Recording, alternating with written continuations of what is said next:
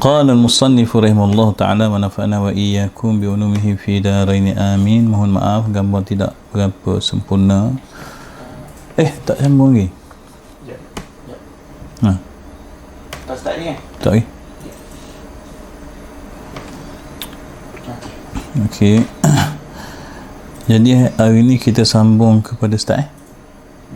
Kita sambung kepada pengajian kita segala ketaatannya batin, bab yang kelima. Mohon maaf kualiti gambar. Biasanya tentang ke awal, tapi hari itu dah ada urusan dengan anak tadi. Kita ada lagi 35 orang. 35 orang yang bersama. Sebahagian bab taubat. Betul, sebahagian bab taubat.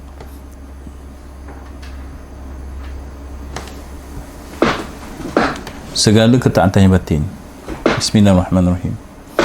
Baik, ulang semula pengajian kita ni sebab mingguan, lepas tu ada yang tak ada, kemudian urusan lain pun banyak menyebabkan kita lupa kita ni mengaji tentang apa. Ulang semula. Selepas kitab tauhid, kita mengaji kitab tasawuf. Hidayatus Salikin merupakan kitab tasawuf, dan bila ulama tasawuf menyampaikan ilmu, sama ada mereka bercakap ataupun menulis kitab, mereka mempunyai metod penyampaian dan metod penyusunan kitab masing-masing. Begitu juga kitab Hidayatus Salikin, ulama nak sampaikan ilmu ni, nak menerangkan tentang tasawuf untuk memastikan kita ni mampu untuk menjadi orang yang baik. Tapi soalnya metod bagaimana? Imam Ghazali rahimahullah ta'ala jelas metod dia adalah bila dia menghuraikan tentang tasawuf, yang dia nak tumpukan kepada, dia nak tumpu dalam tajuk tasawuf tu adalah bagaimana kita nak jaga hidayah yang Allah Ta'ala dah beri. Kerana hidayah Allah Ta'ala beri ni, yang pertama, Allah beri tanpa kita boleh memilih. Ada orang yang tak nak hidayah, tiba-tiba dapat. Mencuri, satu hari tiba-tiba berubah jadi baik. Ada orang yang beramal ibadah tapi tak dapat hidayah, sehingga kan amal ibadah menjadikan dia semakin jahat. Ada je orang begitu. Dan ada juga yang sebaliknya, semakin beramal ibadah semakin baik. Dan ada juga orang yang semakin buat jahat makin jahat. Jadi kalau nak tanya hidayah Allah Ta'ala ni, konsep bila Allah beri bagaimana? Innaka la tahdi man ahbabta walakin Allah yahdi man yasha. Hidayah ni kamu tak dapat nak pilih, nak bagi pada orang yang kamu kasih. Bahkan Allah Ta'ala lah beri. Pada siapa? Man yasha, siapa yang dia nak. Bila masuk siapa yang dia nak, terpulang.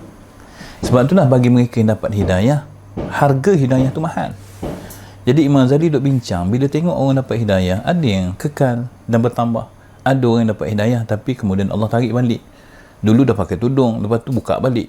Ada orang dah pakai tudung, semakin baik, makin baik. Kan beza.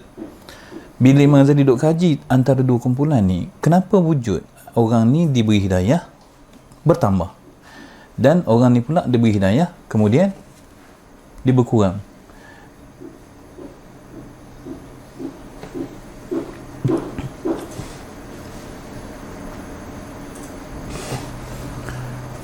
Baik, soalnya kenapa itu? Kenapa yang dia berkurang, kenapa yang dia bertambah? Jawabnya yang Imam Ghazali sebut, ini kesimpulannya lah, nak cerita daripada awal sekarang. Boleh pasal ikon dah terasa dah ni kehangatan. Imam Ghazali kata kesimpulannya, bila orang dapat hidayah, kita tak boleh nak biarkan dia ni, bila kita dapat hidayah, kita hanya berkelakuan seperti biasa. Hidayah ni, dia sesuatu yang bila Allah beri, kita kena jaga. Nak jaga ni macam mana? Imam Ghazali buat kesimpulan terus. Nak jaga hidayah, yang pertama, sempurnakan ibadah yang zahir. Segala ibadah-ibadah kita yang kita hanya buat sebelum ni, sekadar buat nak sah, kita bukan saja nak sah, bahkan nak sempurna. Kesempurnaan kepada ilmu. Kemudian kita juga kena serius dalam menjauhi maksiat yang zahir. Segala perkara yang dulu kita tengok, alah sikit je tengok aurat orang, tak boleh dah. Dia kena serius.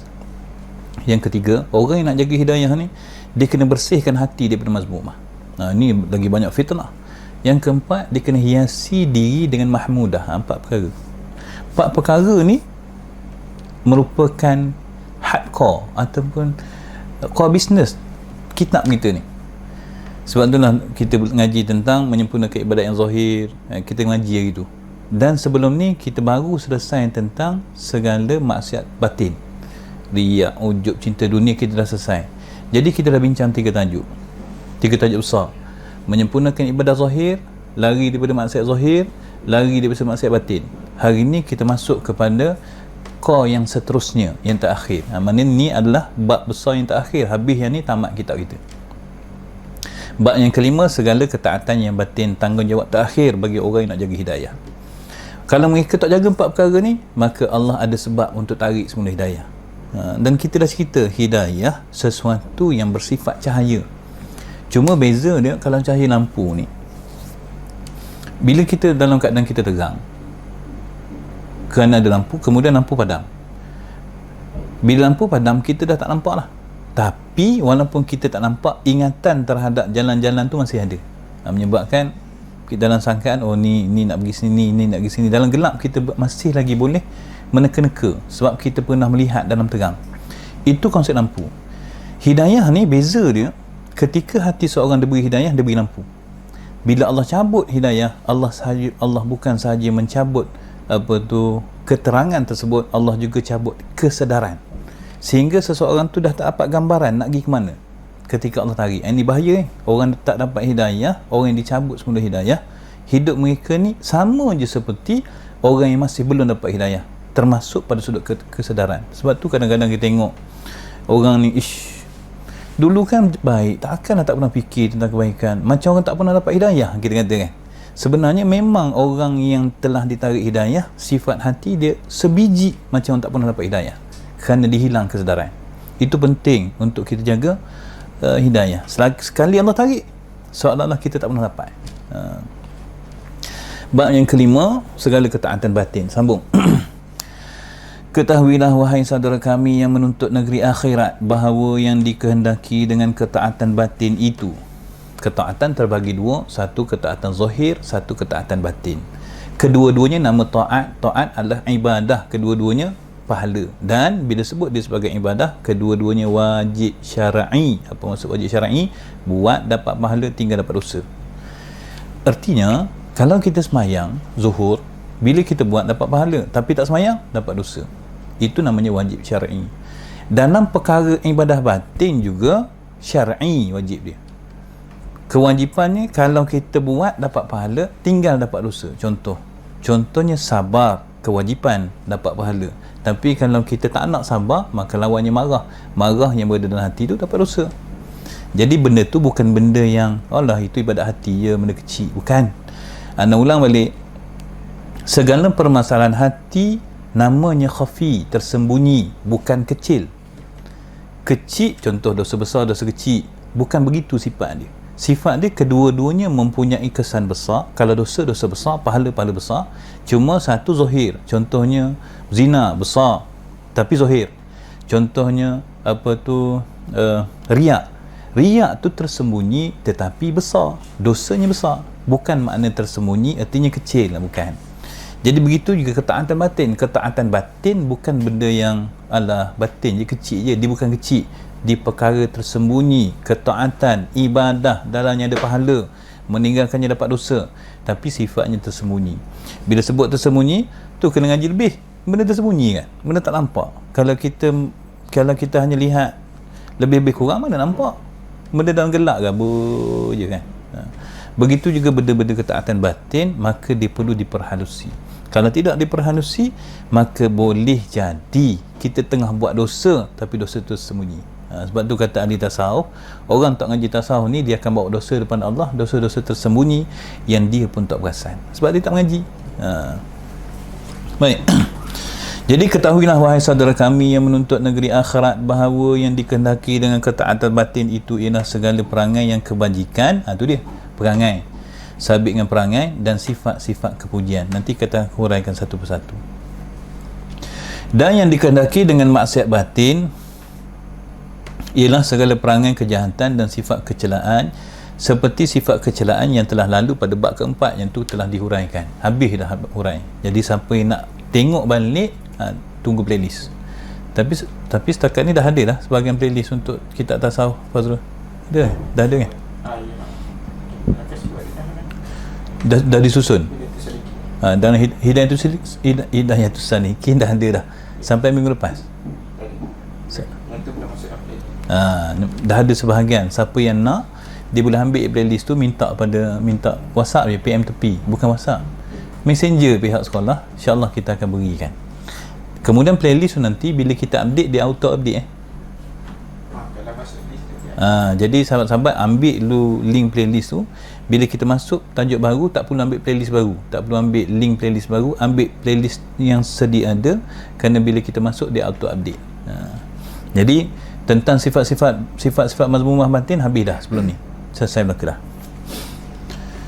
Dalam bab keempat, ini dah bab kelima, dan sifat kepujian itu pula adalah seperti yang disebutkan oleh Imam Al-Ghazali yang dirahmati Allah Ta'ala dalam kitab Arba'in fi Usuluddin, satu kitab yang telah diterjemah dalam bahasa Melayu.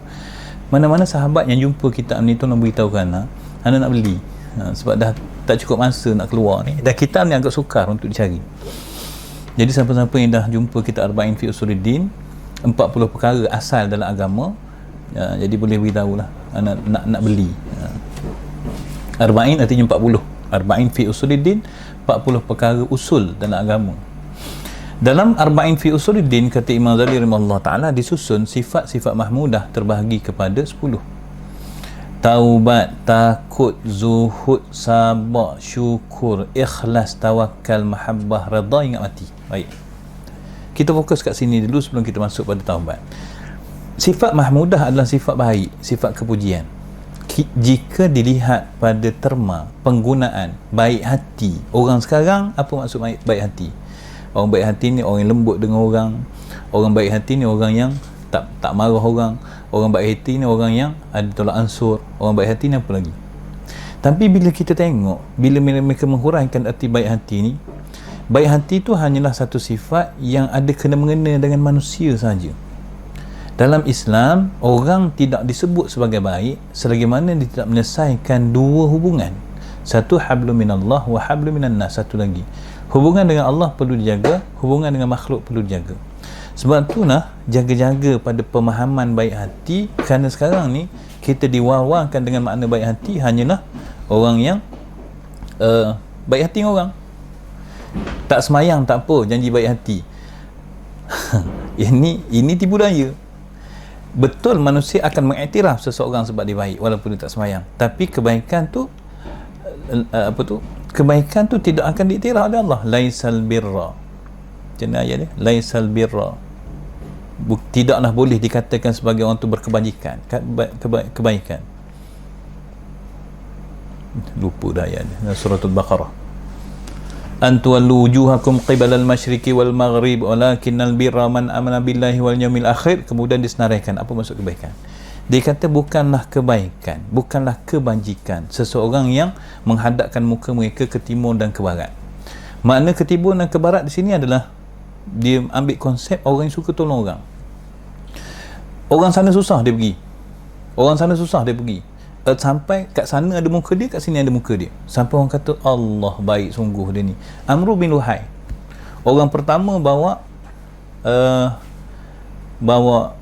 berhala Hubal ke Mekah. Dia adalah orang yang sangat baik sampai sekitar Mekah kata tak ada orang baik macam dia. Ketika jemaah haji hadir ke Mekah, dia pernah sembelih sampai 10 ekor unta, 10,000 ekor unta untuk menjadi makanan golongan haji. Tapi ketika dia pergi ke Syam untuk berniaga sebab dia pedagang, sampai di satu tempat, sebelum sampai ke Syam, dia jumpa dengan satu kaum nama dia Amalik. Amalik satu kaum yang menyembah berhala. Dia tengok perbuatan orang tu sembah berhala, dia pun tanya, kamu buat apa? Kami sembah Tuhan ni. Kenapa? Tuhan ni turunkan hujan, Tuhan ni beri makan, Tuhan ni beri panah, begitu begini. Jadi dia kata, boleh tak kalau aku ambil satu bawa balik ke Mekah? Orang iktiraf Amru bin Luhai sebagai baik, tetapi dia tidak mempunyai hubungan yang baik dengan Allah. Maka Nabi SAW sebut dalam sebuah hadis, wahai Aksam, kamu ni muka sama dengan Amru bin Luhai yang sedang dibakar dalam api neraka. Dia sedang tarik dia punya tali perut dalam api neraka tu, tarik tali perut dia oleh kerana balasan seksa daripada Allah. Dia baik sisi manusia, orang iktiraf dia baik, dia sedekah banyak, tapi tak selesai hubungan dengan Allah, bakaran api neraka.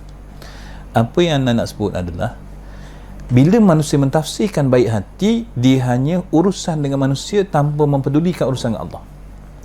Sedangkan dalam Islam, seseorang tidak diiktiraf sebagai baik selagi mana tidak menyelesaikan hubungan dengan Allah.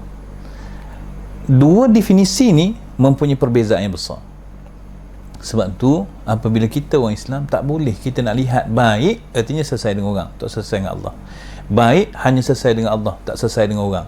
Orang Islam tu hanya disebut sebagai baik bila selesai hubungan dengan Allah, bila selesai hubungannya dengan manusia.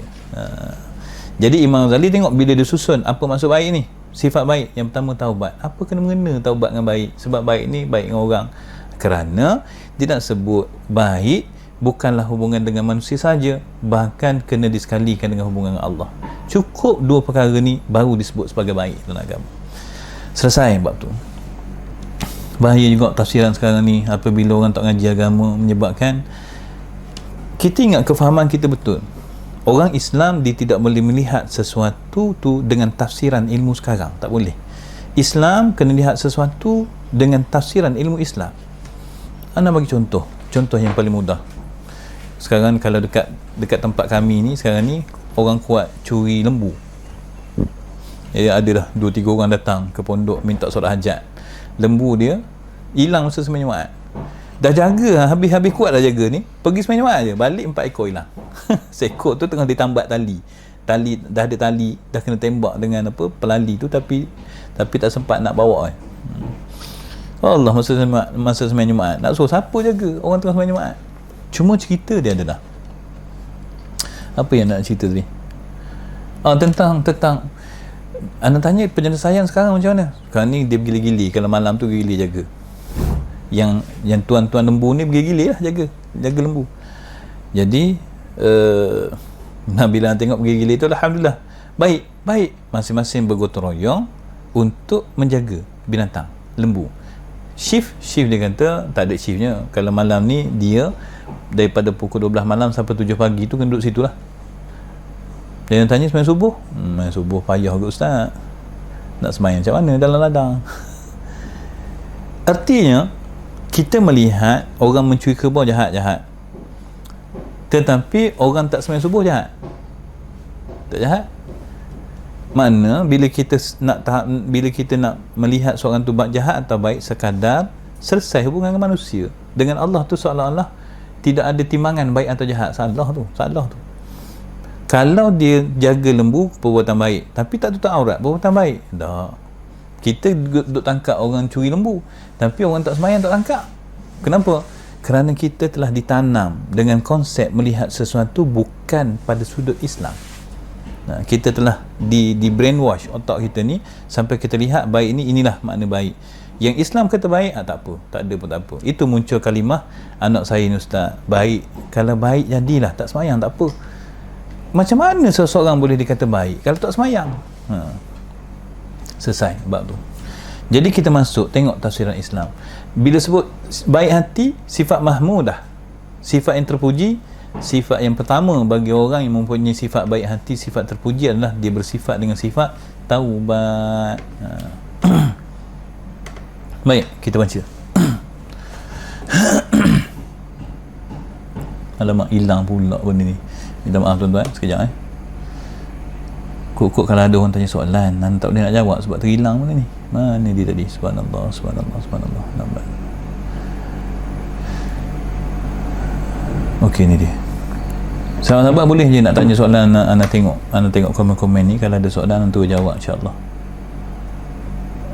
Waalaikumsalam Puan Kamsiah. Puan Kamsiah pula. Puan Kasmiah. Segala komen-komen yang atas daripada Ratifah Umar tu anda tak boleh baca tu sebab anda baru buka ni. Jadi anda nampak Puan Ratifah Umar kata Assalamualaikum, anda jawab Waalaikumsalam warahmatullahi. Kemudian ada Puan Nishah Salim, Puan Kasmiah, ada komen atas pada tu anda tak nampak. Kalau ada yang bertanya soalan, nak tanya semula, dia kena komen semula, dia copy yang atas tadi, dia paste semula, dia hantar semula, sebab yang atas tu anda dah tak boleh baca dah. Baik. Taubat adalah jalan permulaan bagi as-salikin. Ini kepentingan, yakni permulaan bagi orang hendak menjalani kepada Allah Subhanahu Wa Taala dan anak kunci kemenangan. Ulama khilaf pendapat. Ada juga khilaf, buat tasawuf ada khilaf. Untuk yang kata fiqh jadi khilaf. Okey, soalnya sekarang ni seseorang dah dapat hidayah, hati terbuka untuk Islam. Bila dia jumpa kita, saya ni nak berubah jadi baik, kita nak kata apa? Kita nak kata apa kat dia? Sebahagian ulama mengatakan, kalau begitu kamu kena mula menuntut ilmu. Ini sebagai ulama kata ni. Sebagai ulama kata, kalau begitu kamu kena mulakan dengan taubat. Ini dua khilaf pendapat. Dan khilaf ni tetap kekal sebagai khilaf. Jadi kita tak nak kata kamu kena taubat, aku pilih jalan ni, kamu kena ikut jalan ni, tak boleh. Cuma dalam kitab kita Hidayatus Salikin, Imam Ghazali sebelumnya sampai dia menulis kitab Minhajul Abidin. Sebab dalam kitab Minhajul Abidin, bila dikata seorang tu nak menuju pada Allah, bukan taubat mula dia. Mula adalah ilmu. Disebut aqabah ilmu. Itu kitab terakhir yang dia tulis dah, Minhajul Abidin. Tapi dalam kitab Bidayatul Hidayah, dia mengatakan bahawasanya permulaan seorang nak jalan pada Allah, taubat dulu. Ni kita baca taubat dulu ni. Jadi dia kata permulaan orang nak menjalani jalan kepada Allah, taubat. Sebab itulah seseorang yang nak, kalau kita tanya siapa yang nak dekat dengan Allah, semua orang kata nak dekat. Tapi kita tengok cara dia berjalan. Semayang pun tak nak dekat dengan Allah, nak semayang pun tak nak, meninggalkan maksiat pun tak nak. Tidak ada jalan untuk mendekati Allah kecuali dengan jalan yang telah disediakan oleh Allah. Permulaan seseorang nak kembali pada jalan Allah, permulaannya adalah taubatan nasuha. Serius dalam buat taubat. Bukan taubat main-main ni, serius dalam buat taubat. Dan anak kunci kemenangan bagi sekalian orang yang mengkehendakinya. Ada nama anak kunci. Masuk mana-mana pintu, kalau dia berkunci pula anak kunci. Pintu kepada Allah, anak kuncinya adalah taubatan nasuha. Taubat bukan saja amal. Bila disebut ibadah, maka dia punya perjalanan kepada ibadah, dia kena ada ilmu. Sebab tu tulis sebagai ilmu kat sini. Macam mana nak taubat? Bila tanya macam mana nak taubat, artinya dia perlu ada ilmu. Seseorang yang merasakan dia telah bertaubat tanpa ilmu yang benar, maka boleh jadi taubatnya tidak diterima. Yang tu dok keluar kata taubat sambar nada tu. Salah satu daripada taubat yang tidak diterima, taubat sambar nada. Adakah hanya taubat sambar nada tidak diterima? Ada lagi taubat yang tidak diterima. Jadi nak memastikan taubat tu bertepatan dengan apa yang dikehendaki, kena mengaji.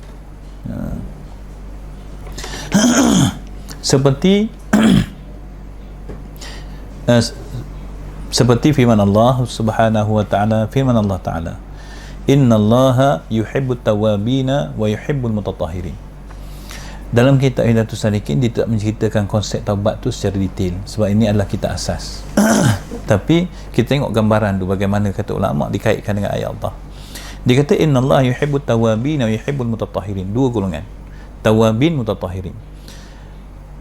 Mereka yang tawab dan mereka yang mutatahhir, dua golongan yang Allah Ta'ala iktiraf sebagai kasih Allah. Sebab Allah Ta'ala kata sesungguhnya Allah mencintai, yuhibbu, ahabba, yuhibbu, ihbaban wa muhabban, fahuwa muhabbibun wa dhaka muhabbab. Itu kalimah-kalimah menunjukkan kepada Allah Ta'ala sangat mengasihi orang yang bertaubat. Kasih dia. Siapa dia bertaubat? Pentaubat bukan orang yang suci daripada dosa. Pentaubat adalah seseorang yang apabila dia jatuh dalam dosa, dia segera taubat. Kalaulah orang yang dikasihi Allah adalah orang yang tak buat dosa, mana ada orang dikasihi oleh Allah? Kerana sifat manusia memang sentiasa jatuh dalam dosa.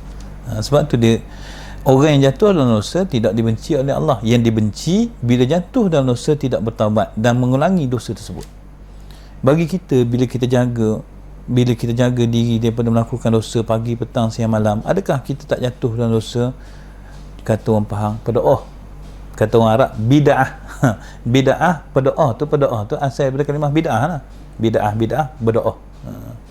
Betul orang kata benda pedo'ah ni, benda bid'ah ni dapat dosa. Tak, ngaji memantik dulu. Kalau dalam bahasa Melayu pun kita kata pedo'ah ni ada benda tak molek.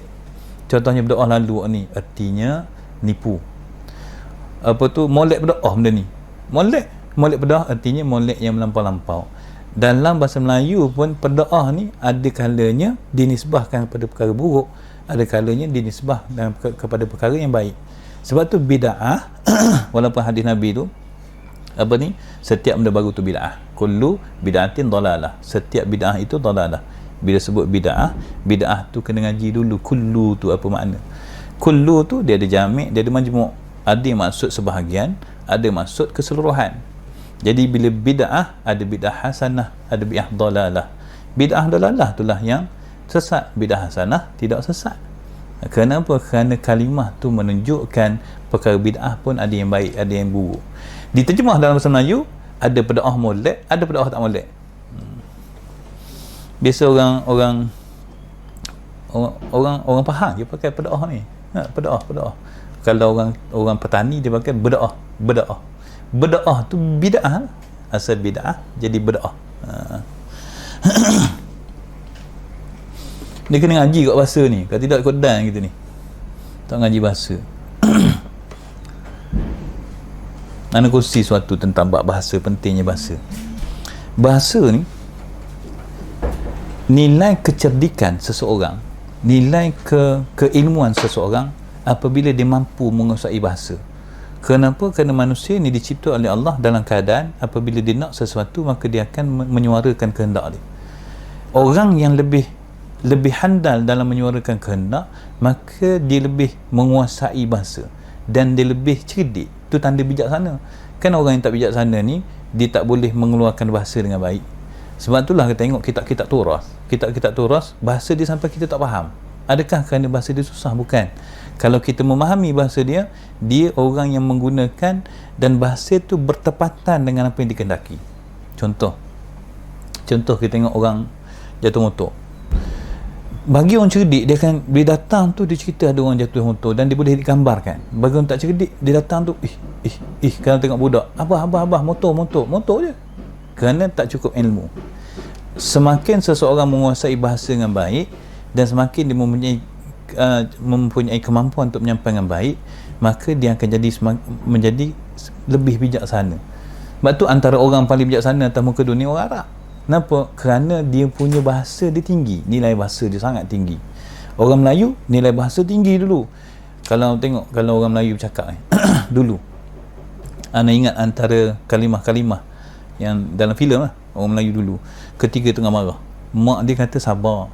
Kemudian dia ni dalam keadaan marah, dia masih boleh menyampaikan dengan tepat. Dia kata, ibu berbicara bahasa tua, kami berbicara bahasa muda.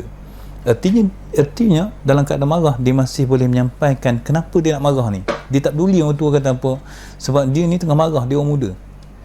Cara dia menyampaikan tu berbunga dan cara dia menyampaikan tu sampai maksud. Itu tanda orang cerdik. Orang dulu kan bila masuk je dia boleh pantun, bersyair, bersajak, menyampaikan sesuatu dengan makna yang benar dengan bahasa. Kita tengok orang sekarang kan, nilai bahasa tu dah tak ada nilai. Aku, engkau, semua bahasa-bahasa tu bahasa-bahasa rojak yang tidak mempunyai nilai di dalamnya. Itu bab bahasa lah. Sebab orang ngaji kitab lama ni cerdik. Kata ulama, kalau kamu nak duduk 10 tahun ke hadapan daripada orang sekarang, kamu pergilah baca kitab-kitab dulu. Sebab kitab-kitab dulu dia melatih seseorang jadi bijaksana. Baik, balik pada taubat. Tadi selingan je. Balik pada taubat. Ya Allah, dah 8.50 lah. Dah nak habis dah kuliah. Astaghfirullahalazim. Minta maaf. Tak apalah, kita pun tak fokus untuk masuk lagi. Okey, balik pada tawabin mutatahirin. Apa arti tawab? Tawab artinya jatuh dalam dosa. Tetapi oleh kerana dia ni tahu dia hamba dan dia sedar dia lemah, dah jatuh, cepat-cepat balik pada Allah. Orang yang melazimi taubat, nama dia tawabin. Tawab asal daripada kalimah sirah mubalaghah. Kalau kita tengok dia punya kalimah asalnya taba yatubu taubatan, kemudian taibun. Taib artinya orang bertaubat. Tawab sirah mubalaghah daripada kalimah taib yang buat taubat, yang bertaubat. Tawab yang banyak taubatnya. Orang yang jatuh dalam dosa taubat sebab dia faham, aku ni sepatut tak jatuh tapi aku jadi juga, lemahnya aku, maka aku balik pada Allah. Orang macam ni dikasihi oleh Allah. Yang kedua, mutatahhir. Apa maksud mutatahhir? Mutatahhir ni berbeza dengan tawab. Tawab ni jatuh dalam dosa tapi selepas buat dosa dia taubat. Mutatahhir artinya dia ni macam kita berjalan atas lecah, jalan atas tempat yang kotor, baju yang agak labuh, maka cara kita berjalan adalah berhati-hati. Mutatahhir ni Walaupun kita berhati, tapi tetap kena juga. Macam kita jalan kat lumpur kan, baju kita ni jalan perlahan dah, kena juga. Tetapi kita dah berhati-hati. Cuma kena, bila kena sampai satu tempat yang bersih, kita pun bersihkan. Mutatahhir, mereka yang berjalan atas muka dunia berhati-hati supaya tak jatuh dalam dosa. Tapi orang mutatahhir akan jatuh dalam dosa. Seperti mana orang jalan atas lecah tetap akan kotor. Kerja dia tetap menyucikan diri. Ini mutatahhirun ni, orang yang sentiasa menyucikan diri, iaitu dia tetap berhati-hati berjalan atas muka dunia. Walaupun jatuh, maka dia tak segera bertaubat. Mutatahhir, orang menjaga diri daripada dosa. Orang tawab, orang yang bila jatuh dalam dosa terus bertaubat. Dua golongan ni, innallaha yuhibbu, sesungguhnya Allah sangat mengasihi dua golongan ni. Jadi orang nak dapat kasih sayang Allah bukan kena jadi wali. Orang nak dapat kasih sayang Allah bukan kena jadi ulama. Tapi mereka yang nak dapat kasih sayang Allah, kita orang biasa. Kan jatuh dalam dosa, balik kan jatuh dalam dosa, kan malang kan jatuh dalam dosa. Tapi setiap kali jatuh dalam dosa, cepat-cepat bertaubat. Dan bila kita keluar ni sekarang, habis kuliah ni, aku ni nak jaga diri daripada dosa. Kasih Allah tu. Dapat dah kasih Allah. Tapi jatuh juga, Allah sedar diri. Aku dah jaga jatuh juga. Ya Allah, aku pun bertaubat. Maka orang macam ni dikasihi Allah. Sebab tu kadang-kadang kita tengok orang biasa je, dikenali sebagai orang biasa, tapi matinya di masjid, matinya tengah sujud, matinya dalam kebaikan, kadang-kadang mati senyum. Apalah amalan dia? Antara amalan yang kita tidak teliti adalah sifat dia yang suka bertaubat. Sebab taubat ni bukan tunjuk orang, aku bertaubat. Tidak. Taubat ni sifat hati, rasa diri lemah, kembali pada Allah. Mutatahhirun, bukan nampak orang jaga diri pada dosa. Dia makan, kita makan, sama-sama makan. Tapi bila kita makan, mata je tengok kat restoran. Dia makan, matanya dijaga. Bukan nampak sangat benda gini, tapi kerana dijaga, dia kasih Allah. Kasih Allah ni tak tunggu alim, kasih Allah ni tak tunggu hafal banyak hadis. Tapi salah satu jalannya berjalan ilmu lah. Cuma nak beritahu orang awam macam kita, boleh jadi kasih Allah. Innallaha yuhibbut tawwabin wa yuhibbul mutatahhirin. Banyak lagi ayat lain yang ceritakan tentang kasih Allah ni terdiri daripada orang biasa je. Bukan orang luar biasa, bukan orang yang boleh jalan atas air, bukan orang boleh ada dua tempat satu masa. Itu ahli sihir tu. Orang tawab, orang mutatahhirin tetap akan jadi kasih sayang Allah, menjadi kekasih Allah, insya-Allah. Baik, itu yang pertama. Yang kedua, tengok sabda Nabi SAW. At-taibu, tu kalimah dia at-taib. At-taib isi fa'il. Tawab dalam apa ni, dalam Quran tadi dengan ta waw bersabdu.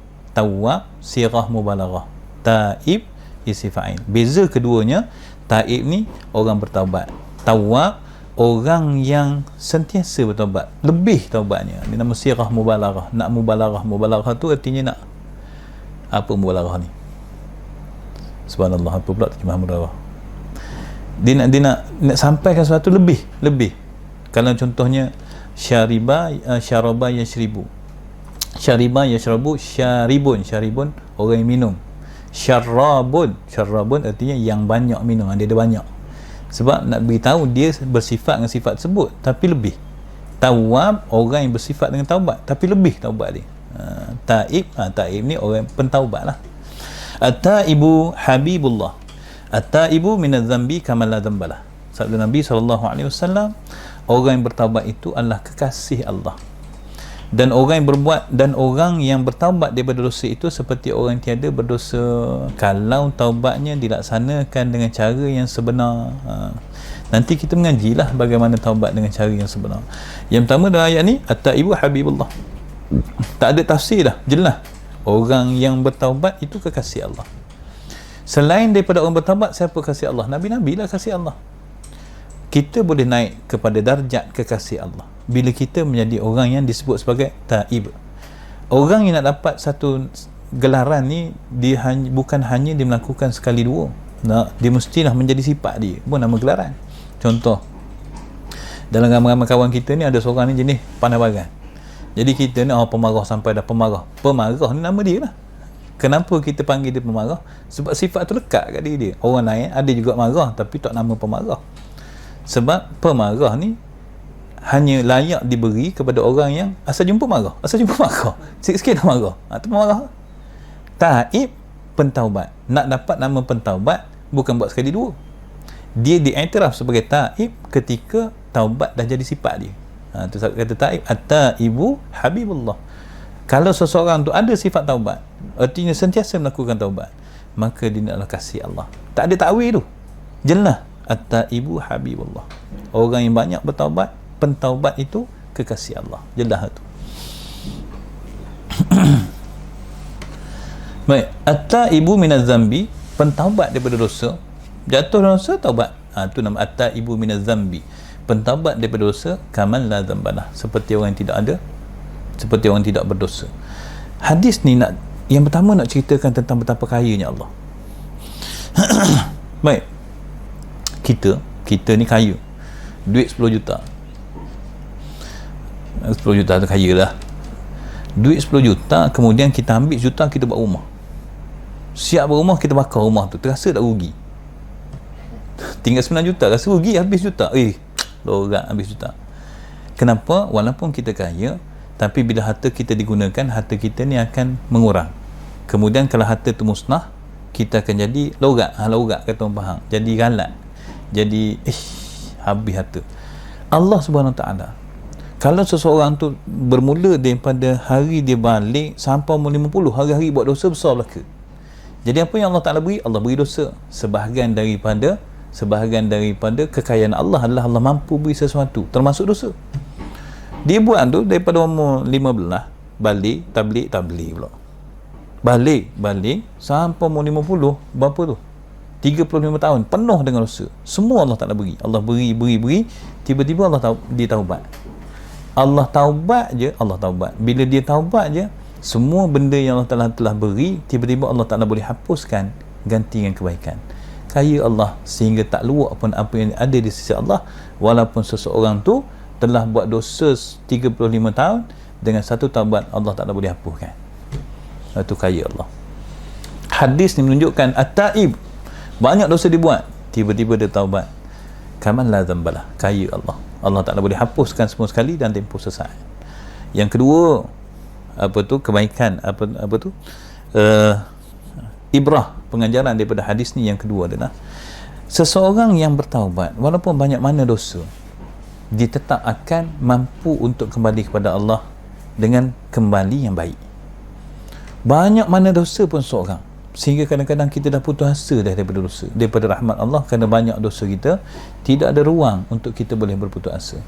Kerana kehidupan kita ni memang akan diselangi antara dosa pahala, tiba-tiba pahala. Walaupun kita berada dalam kebanyakan harinya berdosa pada Allah, walaupun kita dah mutatahhir, kita dah jaga, tapi kita tetap boleh kembali kepada Allah dengan kembali yang baik. Pintu taubat akan terbuka selagi mana tak berlaku dua perkara. Yang pertama, selagi mana nyawa tak sampai kat sini. Macam mana nak tahu nyawa sampai kat sini? Pergi duduk dekat orang nazak. Ketika dia punya suara, nafas dia bunyi, nafas kerbau orang panggil. Ambil air, ada gelas, kemudian penuhkan air, masukkan ais, minum sampai habis, tinggal ais. Masa kita sedut, masa ada ais tu bunyi kotok. Bunyi tu, kalaulah seseorang tu dalam keadaan nazak, tiba-tiba bunyi dia macam orang sedut straw tu, itu nama dia ketika nyawa sampai dia ghargharah. Maknanya sini dah nyawa, sampai nyawa kat sini, pintu taubat tertutup. Kemudian kedua, pintu taubat tertutup apabila matahari timbul daripada sebelah dia tenggelam. Kebiasaannya kalau kat sini matahari timbul daripada sana, tenggelam kat sana. Satu hari nanti kita bangun pagi, tiba-tiba matahari kat sana timbulnya, itu hari yang Allah Ta'ala tak terima taubat. Sebelum berlaku dua perkara ni, maka taubat merupakan pintu yang terbuka seluas-luasnya kepada sesiapa sahaja. Sebab tu tidak boleh menghukum orang. Sebab tu Islam tidak boleh menghukum. Dah kalau tak boleh menghukum, dia buat jahat pun kaya. Ada seorang lelaki bertanya pada seorang ulama, kawan saya tak semayang, apa hukum dia? Dia tanya.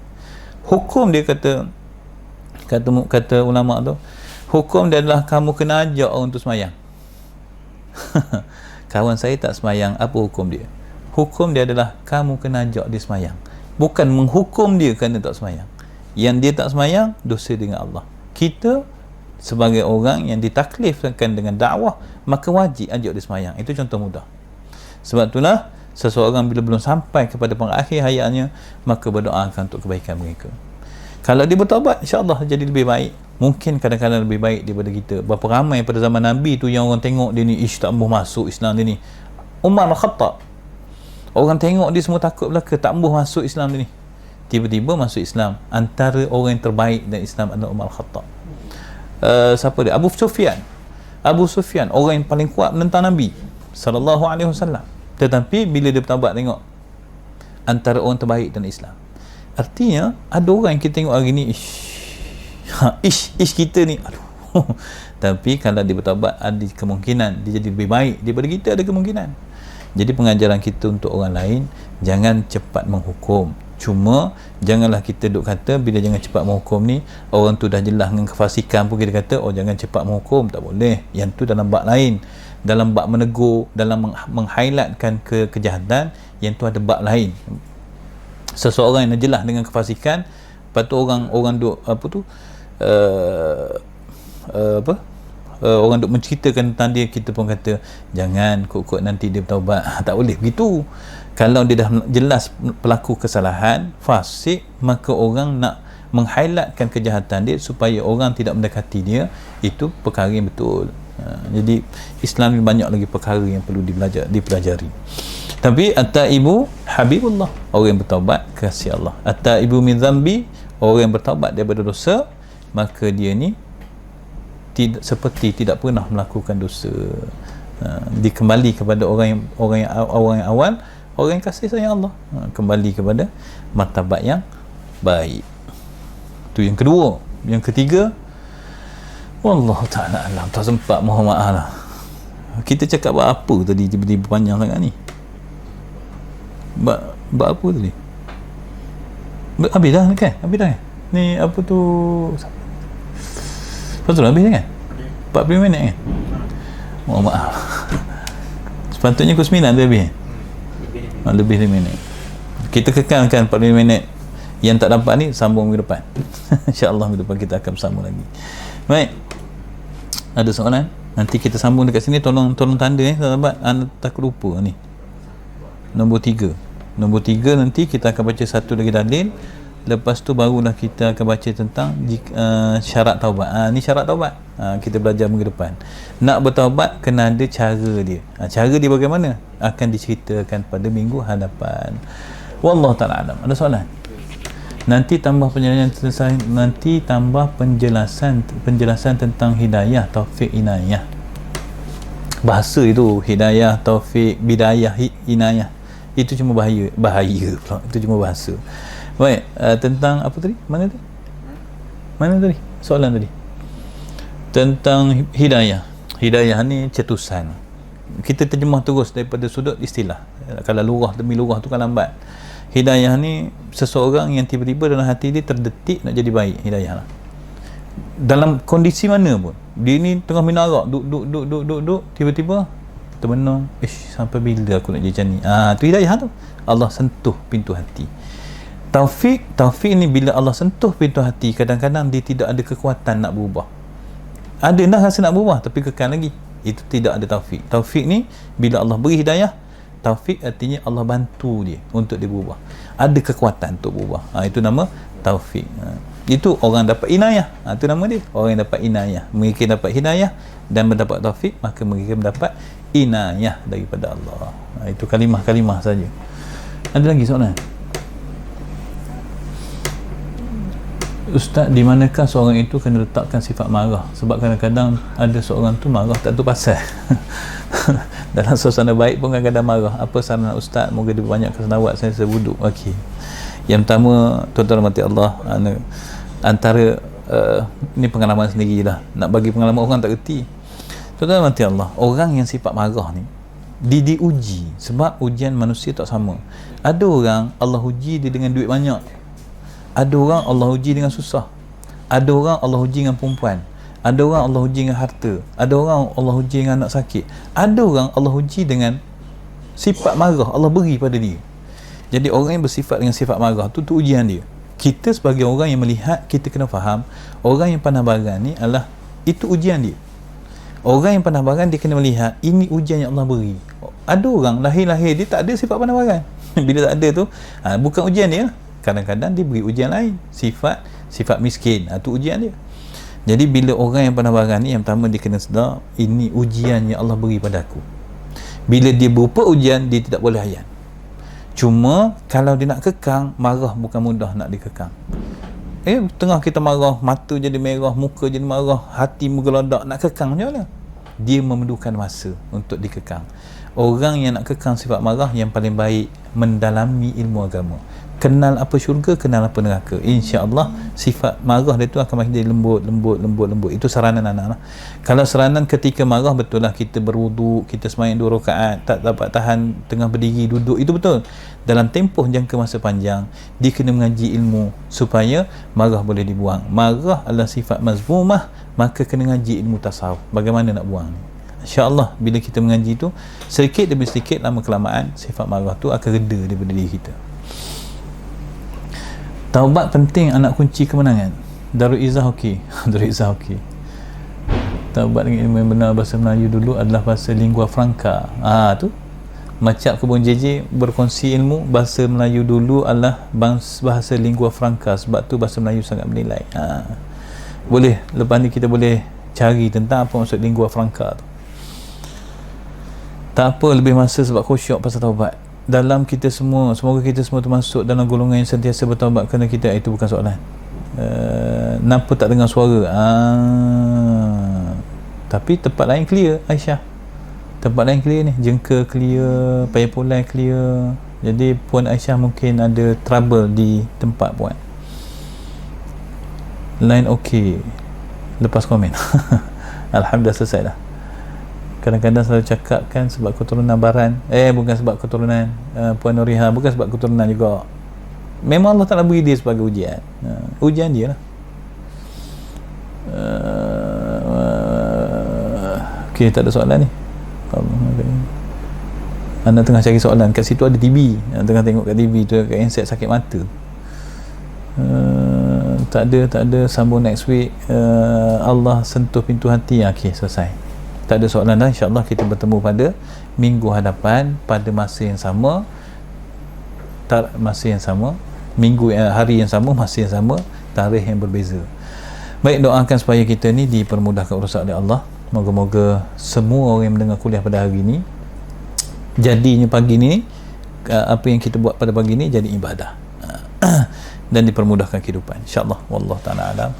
A'udzu billahi minasyaitonir rajim. Bismillahirrahmanirrahim. Alhamdulillahirabbil alamin wassalatu wassalamu ala asyrafil anbiya'i wal mursalin wa ala alihi washabbihi ajma'in. Allahumma inna nas'aluka ridhaka wal jannah wa na'udzu bika min sakhatika wan nar.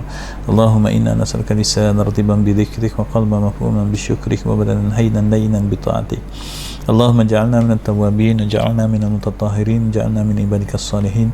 Allahumma ja'alna mustaqiman wa la taj'alna saqiman 'alal haqq. Allahumma inna nas'aluka tawbatan wal inabatan wal istiqamata 'ala syari'atika ar-ra' tariqatil badha bi rahmatika ya arhamar rahimin. Allahumma afina fi badalina, Allahumma afina fi samina, Allahumma afina fi basarina. Subhana rabbika rabbil izzati amma yasifun wa salamun 'alal mursalin walhamdulillahi rabbil alamin. Ashhadu an la ilaha illallah wa ashhadu anna Muhammadan abduhu wa rasuluh. Taqabbalallahu minna wa minkum.